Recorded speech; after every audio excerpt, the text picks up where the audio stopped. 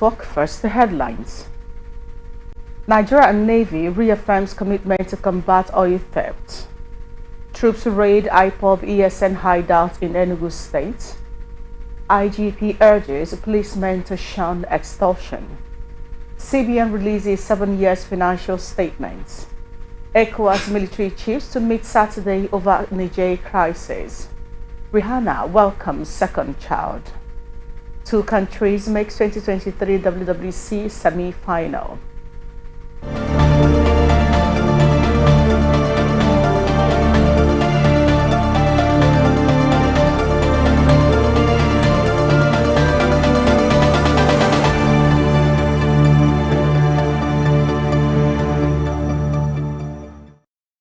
News tonight, here is our bulletin in full. The Nigerian Navy has expressed readiness to strengthen ties with the Rivers State Command of the Nigerian Security and Civil Defense Corps to combat pipeline vandalism and illegal dealings in petroleum products. The Commander NNS Pathfinder Commodore Dr. Iwo gave the assurance when Rivers State Commandant of NSCDC Basi Igwebweze paid a courtesy visit to the Nigerian Navy ship Pathfinder. Commodore Ibo expressing the need for interagency collaborations and the sharing of actionable intelligence to combat criminal activities, maintained that such collaboration cannot be undermined, as intelligence gathering is the bedrock of any effective security operation. Ibo assured that the Navy would sustain its already existing synergy with the NSCDC to achieve their common national goal. Earlier, the Rivers State NSCDC Commandant Igwebweze said the Nigerian Navy remains a champion in maritime operations, hence the need to seek stronger synergy to enhance training and retraining of NSCDC personnel and to further gather more knowledge from the naval operational expertise. Igwebweze, according to a statement by the command's public relations officer Lufemi Ayodele, stated that the command has a marching order from NSCDC Commandant General Ahmed Abubakar Audi to partner strongly with all sister security agencies to end all operations of illegal refineries, vandalism of oil pipelines, and illegal dealings of petroleum products across the coastal region. The chairman of the Education Committee of Alaja Community Council in Udu local government area of Delta State, Ejiro Damijo, has lamented the death of basic amenities in Evuere Primary School and Alaja Grammar School. Damijo, in a chat with newsmen, also said the lack of perimeter fence around the grammar school makes it difficult to control the students. He pointed out that teachers too sometimes abandon their duties and conduct business inside the classrooms, while hoodlums come into the school to vandalize its facilities. According to him, how to build a fence around the Alaja Grammar School is one of the greatest concerns in the community. While amplifying the complaints of the headmistress and principal of the schools, respectively, about the death of desk and library facilities, Damido appealed to Delta State Governor Sharif Obrori to use his office to solve the challenges facing the two schools. Delta North chapter of the ruling All Progressive Congress has described marginalization following the appointment of ministerial nominees. Stakeholders of the APC from Delta North on Friday lamented what they described as continued exclusion of their region from political representation, with references to the composition of President Bola Tinubu's ministerial nominees. In a letter signed by the stakeholders and other party chieftains from Delta North and addressed to President Bola Ahmed Tinubu through the Secretary to the Government of the Federation, Senator George Akume, and the Chief of Staff to the President, Honorable Femi Gbajabiamila, the party chapter asked President Tinubu to replace Stella Okotote, whose clearance has been pending by the Senate due to incriminating issues with its own candidate from Delta North. According to the stakeholders, the lamentation became imperative because despite securing massive numbers of votes for Tinubu in the 2023 presidential elections, the zone was excluded from the ministerial slot, while Delta Central, which has always enjoyed political patronage, were ceded 2 ministerial slots.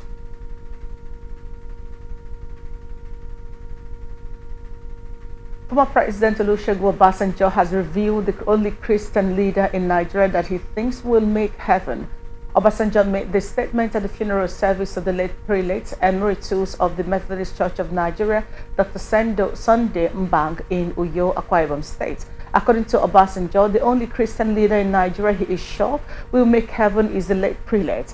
Obasanjo said the late prelate was not only forthright, but he was not a man of emotions. Shortly after his release from prison and amid pressure to become the president of Nigeria, one of the prominent Nigerians Obasanjo consulted across the country was the late prelate emeritus Mbang.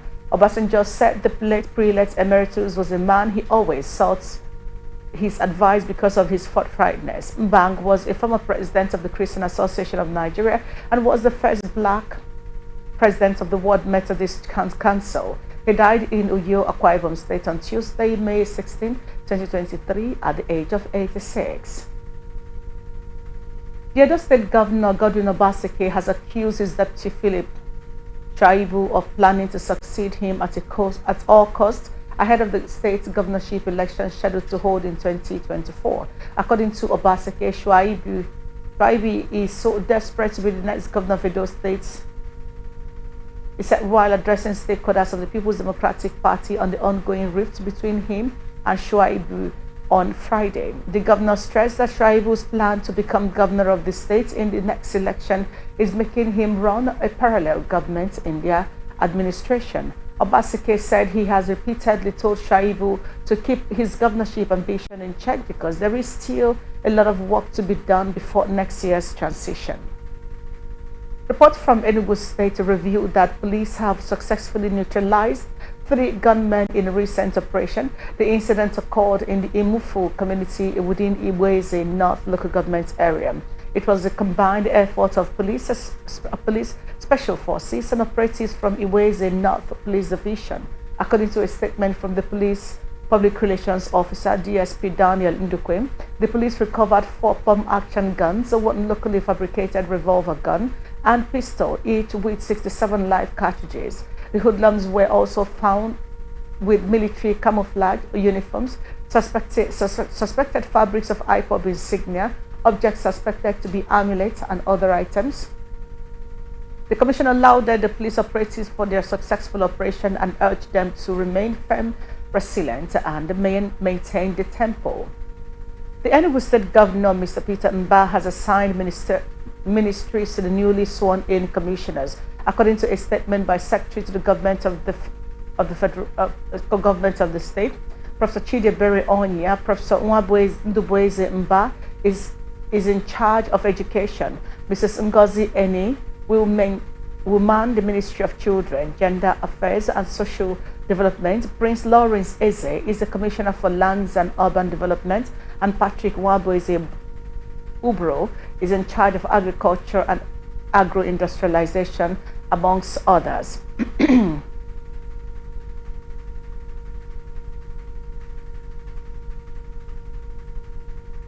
It has been reported that the fire broke out at a construction site in the Ibeju Lekki of Lagos State, but the Lagos State Fire and Rescue Service was able to contain it. According to the director of the service, Margaret Adeseye, the fire began at around 9:48 a.m. at the Cranborg construction site yard, Old Julius Berger Yard.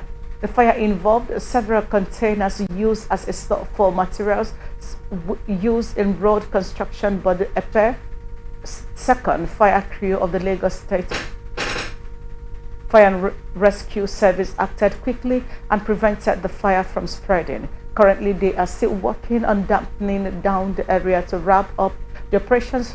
Fortunately, there have been no reported injuries or fatalities from the incident.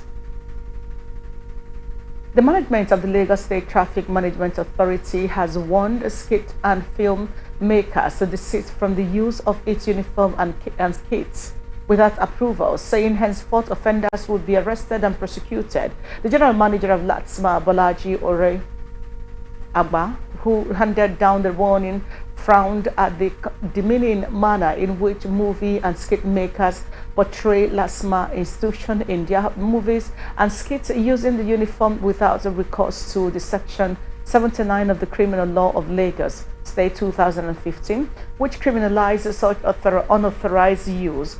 Oragba stated this on Friday after seeing a fully kitted actress with Lasma uniform in one of the Yoruba films titled Gbogbo Lowo and other skits movies on different social media. According to Oragba, film or skits makers who portray as Lasma officer without applying for, obeying, or being duly insured a permit later for such portrayals should desist with immediate effect or face the full wrath of the law. The police command in Lagos State has rescued 9 teenagers during an alleged forceful cult initiation in the Mushin area of the state. The command spokesperson, SP Benjamin Hondeyin, confirmed the arrest on his verified Twitter handle. Hondeyin, who did not reveal the victims' names because they are minors, said they were rescued during their initiation to become members of a cult group.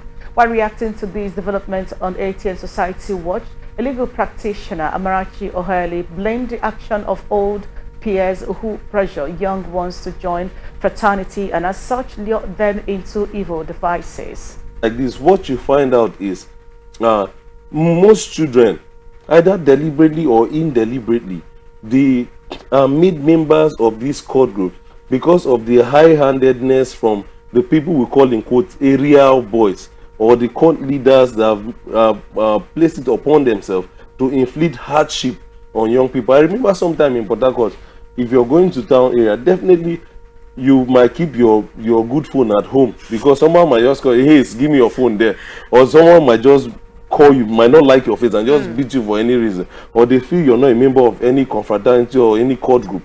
They might just oppress you unnecessarily. So these are some of the reasons why some people belong to a group, because they are seeking protection. And in such areas, people might just kill you for nothing and nobody will do anything about it. So for children like this, saying that the family image should be raised or whatever is called, for areas like that, it only takes the grace of God for parents to have a hold on their children. Because at every point, there's someone looking out to initiate those children or to oppress those children to a point where they will make up their mind to be members of cult groups. There are people that will tell you that the reason why they joined these cult groups is because people were oppressing them and they felt that the only way to help themselves is to become a member of another rival cult group that would help to protect them from this oppression that they are facing. Barrister Maracho Hurley further called on the government to do better in sanitizing areas of slums where such cult members make their abode so as to rescue the future of the younger generation. Areas like this, the government should look for what to do to help people in those areas, because if a child is being forced at the age of 14 to become a member of a cult group, tell me what that child will amount to at the age of 22. That's the reason why you find a lot of nuisance in our society, because children are not properly taken care of, you understand? And the government does not even care about people in those areas. If not for, this is the only one that you're saying that police has come out to say they've rescued people. What of people that were unable to be rescued? What will become of them? So the police should work more to ensure that they stop things like this from happening, because things like this in areas like Mushin, things like this are prone to happen over and over again. Police command has disclosed that it has detained 5 of its operatives involved in extorting travelers in the state capital. It was gathered that some traditionalists are traveling to Oshogbo for the Oshun-Oshogbo festival were accosted by some police operatives and forcefully made them to pay the sum of 25,000 naira. The victim, it was gathered, while pleading with the operatives, cited the convoy of the Osun State Assembly Speaker Adewola Egbedun and flagged him down. Meanwhile, a statement issued by the Osun Police spokesperson Yemisi Opalola on Friday said, following the viral video of the incident, the operatives involved in the unethical incident have been arrested and detained. 3 persons were reportedly found dead and 12 others injured following a violent clash between rival cult groups around Osun-Oshogbo Ancient Grove during the festival's grand finale. This is as the RRA Onakan Kafo of Yoruba land, Iba Gani Adams, frowned at the invasion of the Osun Grove by cultists tarnished the international status of the festival. The identity of the victims and two of the injured persons were yet to be ascertained as at the time of filing this report. But hoodlums were seen brandishing dangerous weapons, disrupting activities, creating panic among residents and tourists around Jalayemi and the Isale Ocean. The Office of Hunters and Forest Security Service, located along the road, was also attacked and vandalized, by 8 personnel injured in the attack. Chairman of the hunter group, Ahmed Nurani, said 3 bodies were sighted around the group, while 10 members of the group were also injured. Meanwhile, the Ocean State Police Command is yet to comment on the incident. The Kogi State chapter of the Social Democratic Party has denied reports of mass defection from the party, describing them as crude, dishonest, and part of the antics of desperate politicians ahead of the 11 November governorship election. State Publicity Secretary of the party, Yahaya Bahouddin, in a statement said it was curious that the story was scripted from Government House Lokoja, described it as fiction, and wondered why it was not supported by any pictorial or video evidence, while insisting that no single member of the state exco had dumped the party. Bahouddin said the story is part of the crude campaign of falsehood aimed at disparaging the SDP and its candidate, Alhaji Mutala Ajaka. He asked the government of concocting and spreading fake news against the SDP. Some women in the early hours of Friday blocked the Makurdi-Lafia Abuja Federal Highway following the killing of 5 people by suspected herders in Benue State. Sources in the area informed our correspondent that the women thronged the Federal Highway as early as 5 a.m. to protest the killing of 5 people. A source who simply identified himself as Adamwe said that 5 people were killed in separate attacks at Man and Nyan, 2 communities in Guma local government area of the state, by suspected herdsmen. The security officer of Guma local government area, Christopher Waku, who confirmed the killing and protests, said that 5 people were killed by suspected herders. Efforts to get the police public relations officer, Catherine Anene, were not successful at press time. No fewer than 14 suspected internet fraudsters have been arrested in Makurdi, the Benue State capital, by operatives of the Economic and Financial Crimes Commission. The Economic and Financial Crimes Commission conducted a series of surveillance based on intelligence on their alleged criminal activities within the state. The suspects have been identified as Solomon Oloche, Aselo Wisdom, Innocent Ochola, Simeon Jeff, Akula Kelvin, Innocent Raphael, Emmanuel Okanche, Atu Michael, Ochayi Nelson, Nguto Paul, Francis Chikodiri, Michael Tiobe, Samuel Okanche, and Patience Tia. The spokesperson of the commission, Wilson Owatjeren, stated that the suspects have made useful statements and will be charged to court as soon as the investigation is concluded. Governor Amadu Fintri of Adamawa State has set machinery in motion to investigate the alleged murder of a schoolboy by a security task force in the state. The boy, 17-year-old Abdullahi Abba, better known as Abdullah, was allegedly tortured by members of Operation Faruta, a task force of police and military personnel mandated to check crime around the state. Abdallah had fallen unconscious, allegedly due to the torture, and died on Wednesday, August 9, after days of receiving medical attention in the hospital. He had earlier on August 5th been arrested and subjected to deadly torture after a neighbor complained to the task force about a missing phone, which he said he suspected the boy to have stolen. As conveyed to newsmen on Friday, Governor Amadu Fintri ordered the State Commissioner of Police to investigate the circumstances of Abdallah's death. According to a statement signed by the Fintri's Chief Press Secretary, Humwashi Wonosikoi, the governor's reaction follows allegations that Operation Faruta personnel might have tortured Abdallah to death and are trying to cover up the case. Governor Babagana Zulum of Borno State has condemned the activities of Boko Haram, which in the past 5 years have hindered many tertiary institutions from conducting convocation ceremonies in the state. He noted that it is through convocation the best performing students are officially identified and rewarded by the government. The governor stated this on Friday when top management team of the Nigerian Army University Bill, led by the Vice Chancellor of the Federal Institution, Professor Kiari Mohammed, paid him a courtesy call at the government house in Maiduguri. He, however, announced the donation of 50 million naira to enable NAUB in its preparations towards the conduct of its first convocation slated to hold on 28 October 2023. Earlier in his address, NAUB VC Professor Kiari Mohammed commended Governor Zulum for his foresight in repositioning the education sector in the state. Governor Abu Kefers of Taraba State has approved free medical tourism for traditional rulers in the state. Kefers said the monarch will observe medical tourism in the hospital of their choice across the globe. The announcement came on Friday from the office of the Bureau for Local Government, Traditional and Chieftaincy in Jalingo, the state capital. While briefing journalists on the development, the permanent secretary of the Bureau for Local Government, Traditional and Chieftaincy Affairs, Babangida Hassan, said the governor's gesture is extended to all traditional rulers in the state. The categories of the affected traditional rulers, as stated by the permanent secretary, are first class, second class, and third class chiefs.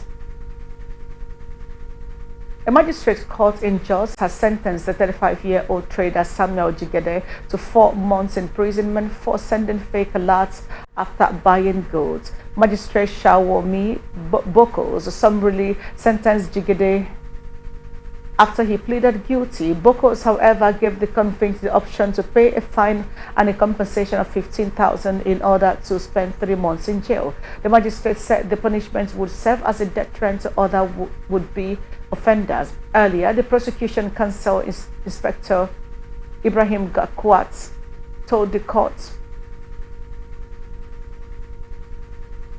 that the case was reported on July 11th at the C Division Police Station in Jos by one Uzochukwu Nwakasi. The prosecutor said the convict bought goods and sent fake alerts to the sellers before he was caught. The offense, according to the prosecutor, is punishable under the provisions of the Plateau State Penal Code law. Mr. Julius Okoro has resumed duty as a Commissioner of Police in Plateau State before his redeployment to the Plateau.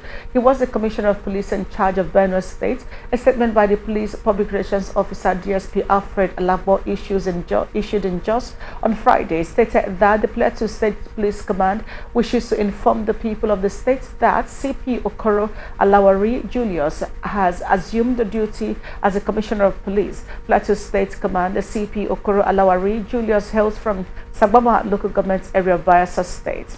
He holds a Bachelor of Arts degree in History from Ambrose Ali University, Ekpoma in 1987 and a Master's degree in Public Administration from the University of Lagos, Nigeria in 2010, amongst others. The police in Kano State have arrested 3 suspects for allegedly facilitating cocaine trafficking in Saudi Arabia. Spokesman of the command, SP Abdullahi Haruna Kiyawa, confirmed the arrest in a statement. SP Kiyawa explained that both the complainants raised their concerns to the police that since their departure from Nigeria, they have lost contact with them and all efforts to reach them proved abortive. SP Kiyawa said the police investigation led to the arrest of the principal suspect, Hajia Sharifat Abdullahi, and confirmed that the complainants were part of the arrangement and are aware that their wives will be used as carriers of the said undisclosed contents to be delivered to a lady at the airport in Saudi Arabia. SP Kiyawa also stated that the suspects confessed to having conspired with the other complainants, Idris Sani Suleiman, in the recruitment of people for the said Kanu-based cartel of human and drug trafficking businesses. The police spokesman said the case has been transferred to the State Office of the National Drug Law Enforcement Agency for the completion of the investigation.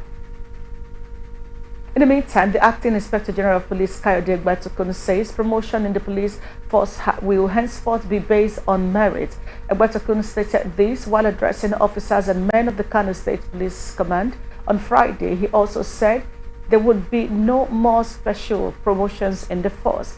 Egbetukun further enjoined the personnel to shun extortion and other corrupt acts in order to enhance their public image in the ongoing fight against criminal elements in the society. Egbetukun reminded them that God loved the police and was looking for a policeman to bless. Egbetukun disclosed that the first CID would be recognized as such that only qualified and competent officers would function in the department as well as state commands. Earlier, the Commissioner of Police in the state, Mr. Hussaini Gumel, said over 150 criminals were arrested in different parts of the state. He said that already a comprehensive security network had been worked out to ensure arrests and prosecution of criminal elements in the state. An appeal court sitting in Abuja has granted the prayers of 3 All Progressives Congress House of Assembly candidates in Rivers State, seeking the Election Petition Tribunal to allow them to complete their witnesses and evidence. The court also struck out the ruling of the tribunal which foreclosed the Rivers State House of APC House of Representative candidate for Asari Toro and Akoko Toro Federal Constituency Clinton West from bringing in witnesses and tendering all the exhibit material. The House of Assembly candidates for Omuma constituency, Kelechi Ubani, Mazi Prince Ernest, and Raymond Wokocha of Ogba, Egbomandonis, said constituency 1 and 2 were foreclosed from bringing in witnesses and tendering all original results as evidence needed to pursue their case. Ruling on the appeal filed by the APC candidates, the panel of the appeal struck out the tribunal's ruling and instructed the tribunal to allow the APC candidates enter their witnesses, materials, and exhibits. Commandant General of the Nigerian Security and Civil Defense Corps, Dr. Ahmed Abubakar Audi, has announced the redeployment of the service spokesperson, Commandant Olushola Odumosho, as the new helmsman for the FCT command. The development came as the CG also approved the appointment of Chief Superintendent of Corps CSC Babawale Zaid Afolabi as the new Director of Public Relations DPR for the Corps. In a statement signed by Afolabi, the Civil Defense Boss said Odumosho's posting to FCT is in a bid to revamp, restructure, and reposition the Nigerian Security and Civil Defense Corps FCT Command for more effective service delivery. While announcing his deployment at the Corps National Headquarters in Abuja, the CG directed that both the handling and taking over between the outgoing and incoming commandant should be concluded latest by Tuesday, 17th August 2023. Dr. Audu commended Odumosho for his absolute commitment and display of professionalism in his duty. He extolled the virtue of hard work, tenacity, dedication, and loyalty exhibited by him while working at the national headquarters.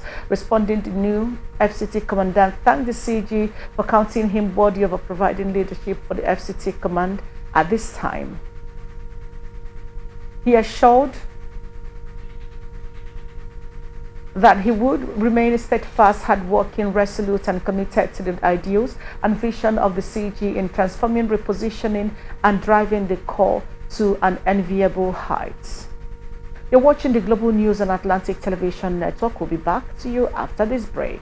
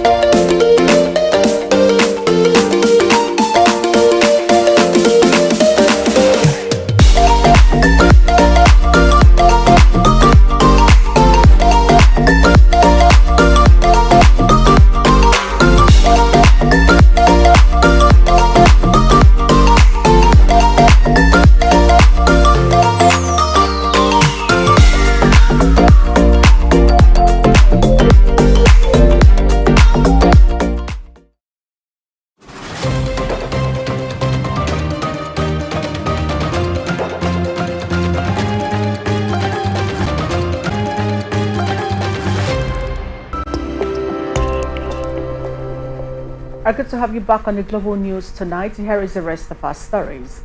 Former President Goodluck Jonathan has advocated for closer academia and industry partnerships to foster industrialization, economic growth, and enhance employability of university graduates in Africa. Jonathan, according to a statement issued by his media advisor Ikechukwu Eze in Abuja on Friday, was quoted making the call in his message as a Chancellor of Cavendish University, Uganda, at the institution's 12th graduation ceremony. Jonathan said that such collaborations would help universities and industries to co-create educational programs that align with the needs of today's job market and help students to develop an entrepreneurial mindset. President Bola Tinubu has reassured Nigerians that no stone will be left unturned in his administration's multifarious efforts to stimulate the economy and make it work for the greatest good of all Nigerians. The president stated this when he received the board of trustees of the All Progressive Congress Professionals Forum led by former Bauchi State Governor Malam Isa Yuguda at the Presidential Villa, Abuja, to steadily ensure measured growth and enhance public enlightenment and policy outcomes. President Tinubu said every effort across sectors will be documented and periodically reviewed for performance verification and public presentation. While thanking President Tinubu for his bold interventions on the economy, the former Bauchi State Governor said more than 2 million people have been registered as professionals in different fields since 2018 and stood ready to provide its structures for mobilization and sensitization in government policies. Troops of the Nigerian military fighting to rid the country of criminal elements in the last 1 week neutralized 38 terrorists, arrested 242 others, including gunmen, robbers, kidnappers, terrorists, bandits, collaborators, and oil pipeline vandals. Director of Defense Media Operations Major General Edward Buba, who made this known on Friday, said troops also rescued 89 kidnapped hostages and recovered cache of arms and ammunition made up of 38 assaulted weapons and 186 ammunition. Furthermore, General Buba said troops of Operation Delta Safe destroyed 39 illegal refining sites, 72 dugout pits, 65 wooden boats, 70 storage tanks, and 119 cooking ovens in the maritime domain and oil platforms. The air component of Operation Delta Safe also conducted a close air support ground troops at IPOP terrorist hideout at northwest Owerri. The location targeted was engaged with aircraft guns complementing own troops' firepower. As Nigeria celebrates this year's International Youth Day, Nigerian youths and stakeholders are calling on the government to create enabling environment and access to funding that will allow youths create jobs and sustain their businesses. Concerned youths under the auspices of Nigeria Youth SDGs made the call during a program to commemorate the International Youth Day with the theme Youth Working with Youth to Achieving SDGs. Our correspondent Rotimi Adewuyi reports. Every 12th of August is International Youth Day, set aside by the United Nations, and the theme for this year is Green Skills for Youth Towards a Sustainable World. According to the United Nations, green skills are knowledge, abilities, values, and attitude needed to live in, develop, and support a sustainable and resource-efficient society, which is the aim of the Nigerian Youth SDGs, where youth are also able to get the support they need. The program manager, Mrs. Adasa Okadenji, said Nigerian youth are ready and equipped to be part of decision-making in governance to advocate for the plight of youths. She called on government to promote policies that are sustainable for youth empowerment and development for the SDGs in Nigeria. And we want to have youth sit in the decision-making table. We want to have youth being represented in all aspects, and also we want to have an accountable system for the youth, and also policies. The government can help in providing policies also that can accommodate youth empowerment and development for the SDGs here in Nigeria. I can assure you that the Nigerian youths are ready and are on track for the Sustainable Development Goals. We have young people from all walks of life taking on the 17 SDG goals, and are doing great work. We just need more visibility, we need more support for these youths, we need more collaborations and partnership for them. The youth also on their own part should be solution providers so that we can make an impact. Prince Will Obodo, while amplifying government efforts towards various policies so far, also charged government and actors in the private sector to develop and provide additional training such as the green skill that will enable them contribute to the growth of the economy as well as the sustainable development goals. To be a collaborative effort, and when I say collaborative, I mean between not just the government, the private sector, and the youth themselves. So with the government, I think with the government need to provide the right enabling environment for businesses to thrive, because we know that for young people to get jobs, the major employers of labor in the country are the private sector, the SMEs. So the government needs to provide the right enabling environment, access to funding opportunities, training needed for businesses to thrive in the country. And once those businesses thrive, they end up creating more employment opportunities. And at the same time, we also need to look into seeing how we can provide additional training for young people, because in the world where we live now, there are new types of jobs out there, but sometimes our university curriculums have not adapted to the current realities out there. So we need to train our young people on the new skills, the 21st century skills, the skills of the future, equip them with these green skills so that they can contribute, positively to not just nation building, to economic growth, and then also make their own contributions to achieving the sustainable development goals. Youths are also encouraged to get prepared for the opportunities ahead through capacity building and skill acquisition, which will enable them to play their role to achieving the sustainable development goal. Rotimi Adewi, ATN News. Innovation technology tools from development alternative incorporated to enhance future elections in the country. While speaking at the virtual event,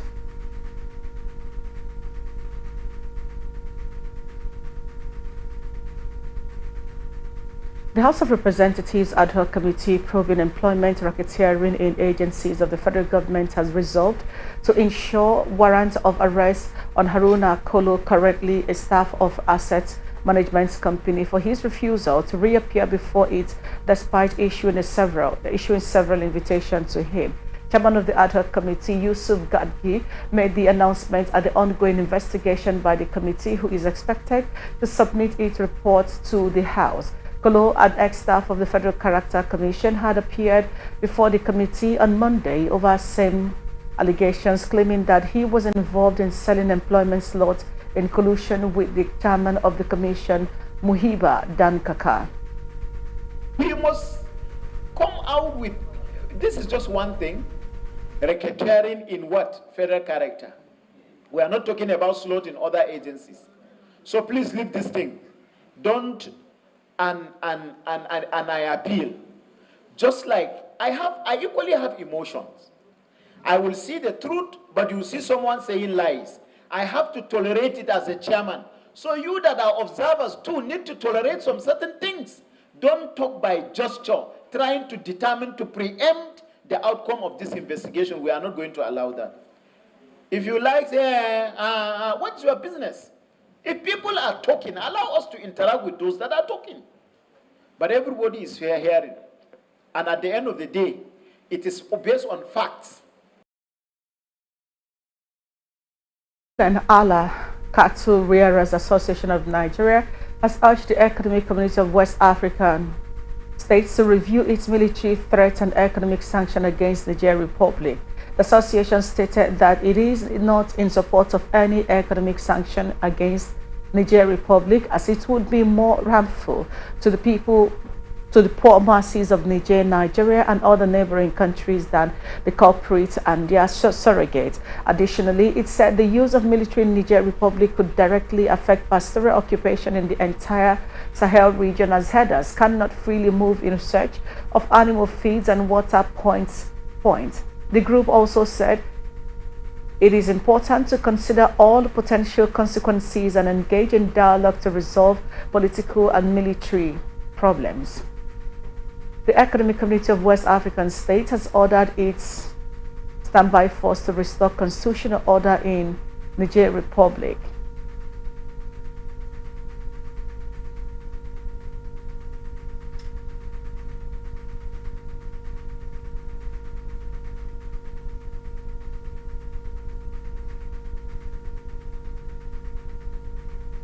The president of ECOWAS, Omar Aliou Touré, made the declaration while reading the resolution of ECOWAS on the Niger coup at the ECOWAS extraordinary meeting in Abuja. It also called on the African Union partner countries and institutions to support the resolution taken by the sub-regional body. Reacting to developments on ATN Open Conversation, socio-political analyst Policy Ezmoha condemned the resolution of ECOWAS to order its standby force in order to restore constitutional order in Niger. He said dialogue should be the only channel and must be utilized. If you put salt into your soup, and you didn't get the taste of that one you put, for you to get the taste of the soup, you add another salt. What ECOWAS is doing in terms of dialogue, if they are not getting the returns, they should persist that there is dialogue. I don't subscribe to military force in Nigeria. It has several negative consequences, not only on Nigeria, but for the ECOWAS African region. A lot of things will go wrong. On his part, Ezekiel Benibo, a political researcher, called out the Nigerian junta for taking laws into their hand, without first exploring the option of dialogue at the ECOWAS in addressing the challenges facing the country.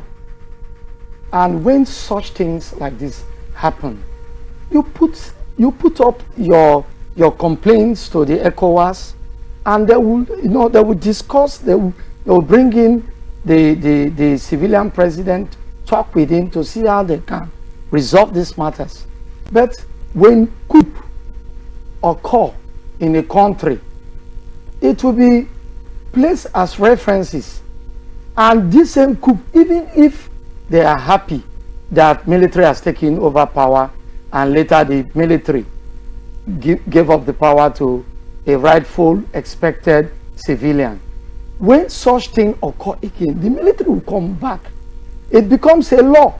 When things continue, it becomes a law. So to me, the ECOWAS is doing its best.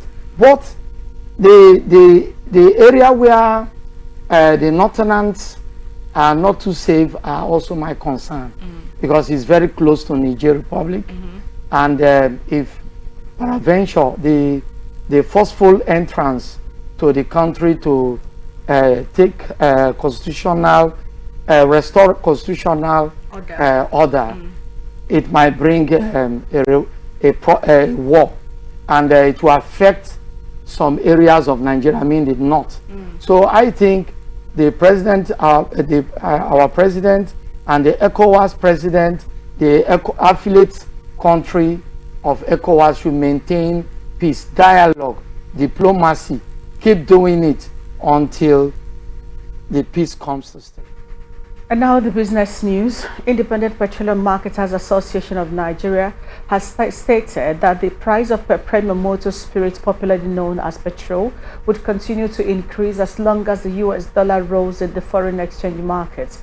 Chinedu Okoronkwo, the national president of IPMAN, disclosed this while reacting to speculation of further fuel pump hikes. The IPMAN boss noted that the fuel price will keep soaring if the dollar keeps rising in the forex markets.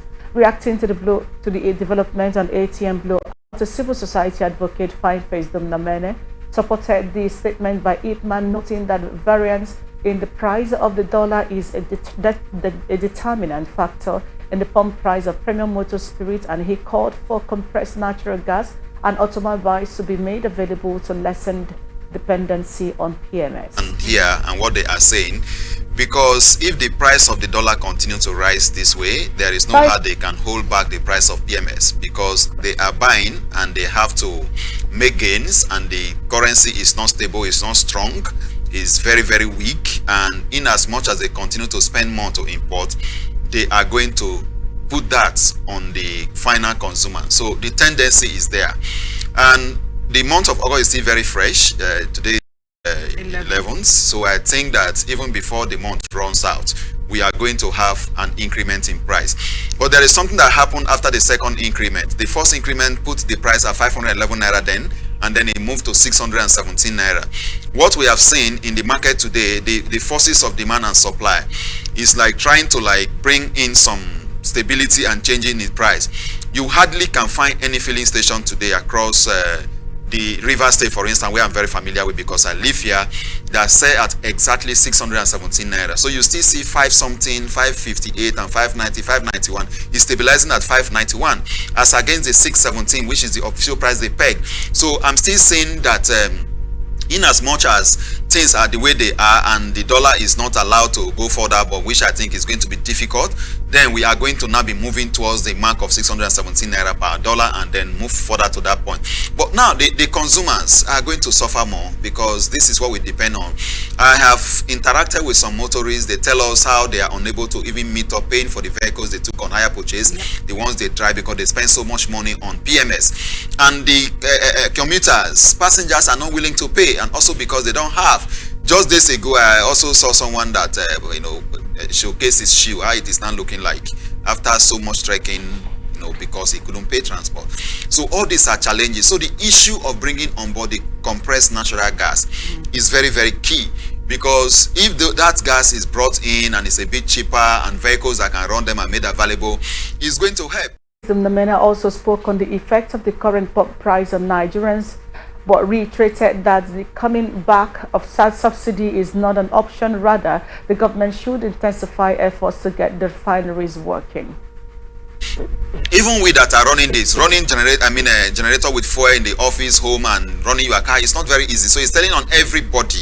But then I don't support that subsidy should return. I don't support subsidy should return. I pray that government is able to work at modalities to make sure our refineries are working, to make sure licenses are given for modular refinery production, because we are also pushing to see these licenses given to artisanal refiners in the Niger Delta for them to also come into the mix. And they should also possibly legalize artisanal crude oil refining so that they can produce what they are producing in a legal form through what we call the Presidential Artisanal Crude Oil Refining Development Initiative, PACODI. That will help to mitigate and checkmate the price of this product. Then the Dangote refinery that was commissioned, it was not yet complete.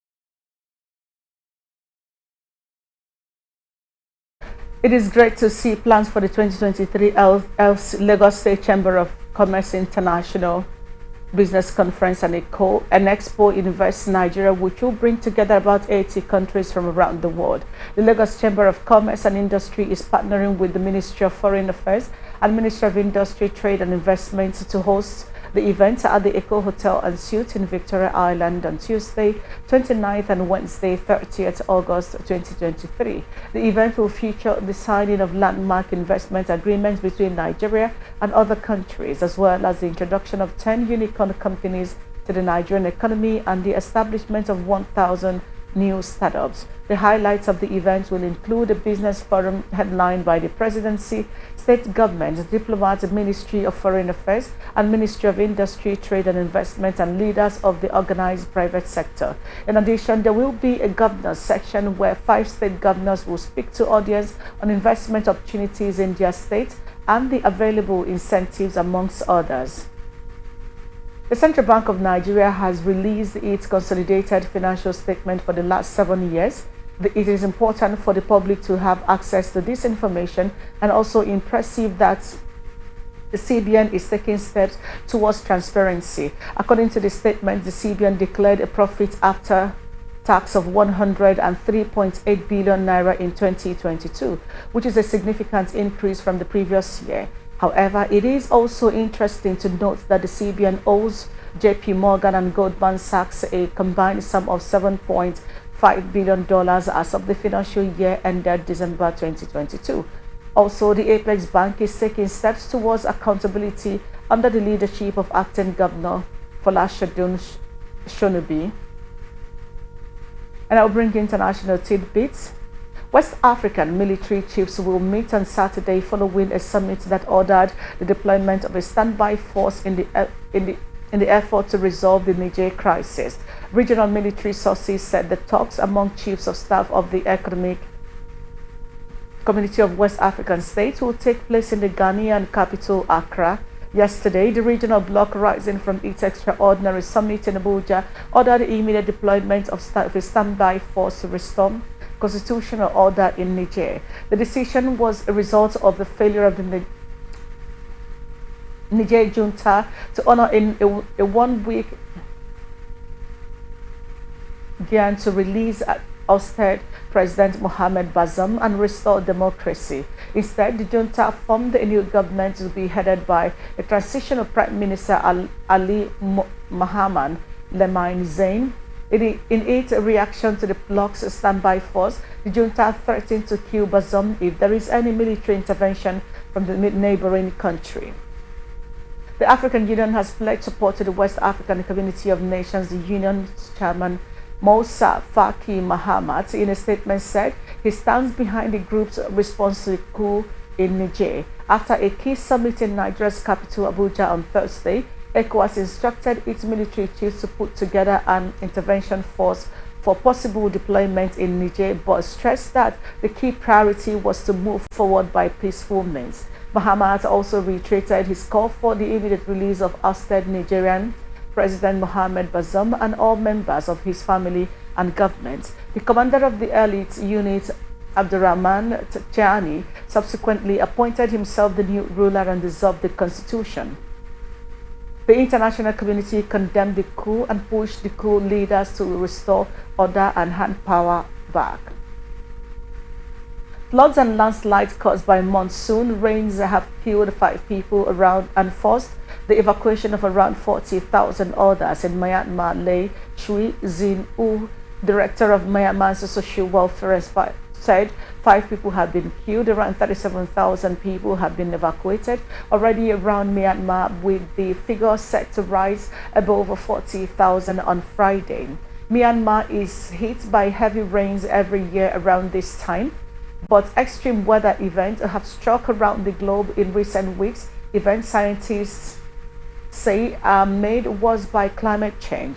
Flooding began in late July and has affected 9 of the country's states and regions, including Rakhine, Kachin, Karin, Mon and Chin. Hospital doctors in England has launched their latest walkout as the government said their strike to demand a 35% pay increase served only to harm patients. The 4-day stoppage comes with health chiefs estimating that the repeated industrial action had cost the publicly funded health service £1 billion. It may interest you to know that junior doctors, physicians who are not senior specialists but who may still have years of experience, make up about half of the doctors in UK hospitals. Their 5th round of industrial action began at 7 a.m. and it's scheduled to run until 7 a.m. on Tuesday. According to NHS figures, close to 78,000 medical appointments have been postponed across the health service in England due to strike action since December. The government has said its pay offer announced in mid-July is final and urged the BMA to drop its pay demand immediately. Here is entertainment news for tonight. Award-winning Nigerian singer and half of P-Square duo Peter Okoye, popularly called Mr. P, has described the Economic Community of West African States' resolve to use its standby force to restore constitutional order in the Republic of Niger as total madness. Recall that President of ECOWAS Omar Aliyu Toure gave the order while reading out the resolution of the sub-regional body's extraordinary meeting on Thursday in Abuja. Reacting via his verified Twitter handle, Mr. P accused the West African body of joining the West to fight fellow Africans.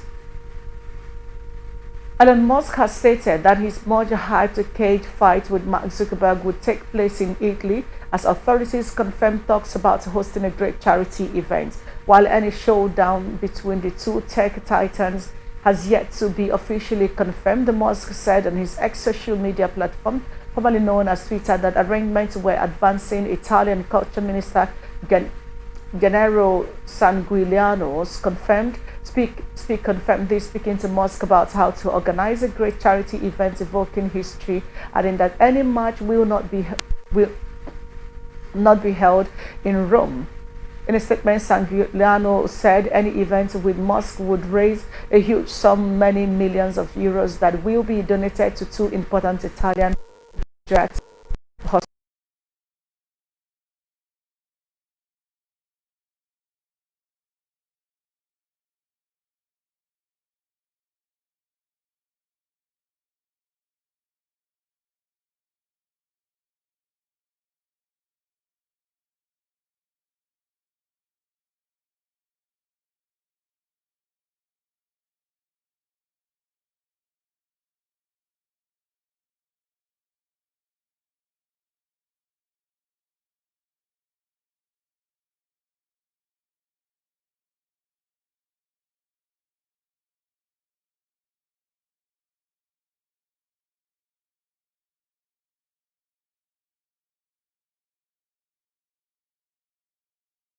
Hours later,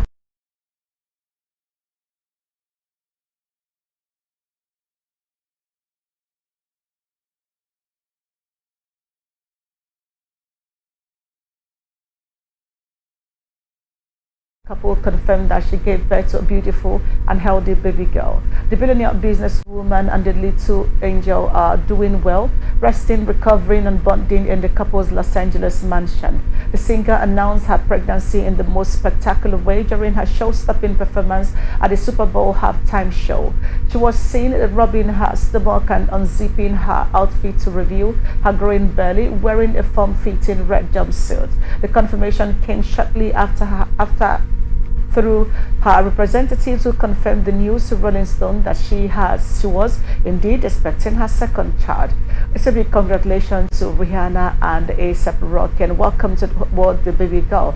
The 2023-24 Nigerian National League season will kick off in September. The NNL chairman George Auluo disclosed this in a chat with Newsbend during the relegation playoffs in Kano State. The league stakeholders will meet later in the month to decide on the format of the league. The 2022-2023 NNL season was played in an abridged league format, with Heartland winning the title in the championship playoff. Mikel Arteta believes that Arsenal may have stolen a match over their Premier League rivals with an early conclusion to the club's summer transfer window dealings. The Gunners, runners-up last term to English champions Manchester City, have spent more than £200 million to bring Kai Havertz, Jurriën Timber and Declan Rice to the Emirates Stadium before the middle of July, with the trial all involved in Arsenal's pre-season tour of the United States. And while the future for the likes of highly regarded Britain